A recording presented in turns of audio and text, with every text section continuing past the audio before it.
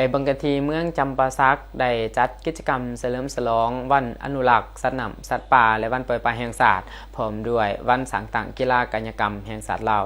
ในตอนเช้าของวันที่13กรกฎาคมนี้ที่เมืองจำปาสักได้จัดพิธีวันปล่อยปลาและอนุรักษ์สนามสัตว์ป่าและวันสังต่างกีฬากายกรรมแห่งชาติลาวครบรอบ60ปีก็คือวันที่13กรกฎาคมปี1966หาวันที่13กรกฎาคมปี2026อยู่ที่ศาลาหอไส้ของเมืองเป็นเกียรติของร่วมเป็นประธานของทานวิไลศักดิ์สุนทรกรรมการพรรคแขวงเลขาพรรคเมืองทานโสประสิทธิ์วัฒนาศิลป์กรรมการพรรคเมืองหัวหน้าของการกสิกรรมและสิ่งแวดล้อมเมืองทานศิสวัสดิ์ศรีดาวงศ์ต่างหน้าแผนกกสิกรรมและสิ่งแวดล้อมแขวง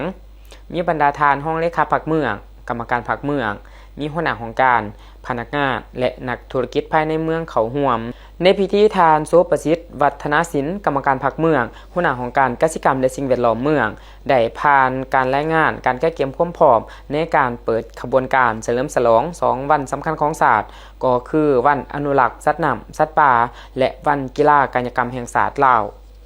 สำหรับพิธีในครั้งนี้แม่นได้ย่างเพื่อส่งเสริมสุขภาพเป็นกิจกรรมในวันกีฬากายกรรมแห่งชาติและได้เริ่มย่างจากศาลาหอไส้ห่วมใจชาวเมืองจำปาสักแล้วกลับคืนมาปล่อยปลาลงสู่แม่น้ำของคืนสู่ธรรมชาติซึ่งปลาที่นำมาปล่อยในครั้งนี้มีจำนวนทั้งหมด 10,000 ตัวซึ่งมีปลาปาก 5,000 ตัวและปลาอินเดีย 5,000 ตัวปล่อยลงสู่แม่น้ำของ